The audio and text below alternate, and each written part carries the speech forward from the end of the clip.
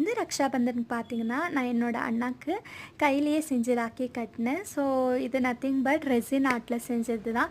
இப்போ எனக்கு இன்னொரு புது இன்ட்ரெஸ்ட் வந்திருக்குன்னு சொல்லலாம்னா, அது ரெசின் ஒர்க் தான். எனக்கு இப்போலேருந்து இல்ல, ரொம்ப வருஷமா ஒரு சின்ன வயசுலேருந்தே எனக்கு கையில செய்கிற எந்த விஷயமா இருந்தாலும் ரொம்பவே பிடிக்கும். அப்படி பிடிச்சி ஸ்டார்ட் பண்ணது தான் இந்த கேக் ஒர்க் கூட. ஸோ அத செய்ய செய்ய எனக்கே பிடிச்சி அது ஒரு பிஸ்னஸா கூட கன்வெர்ட் பண்ணியாச்சு.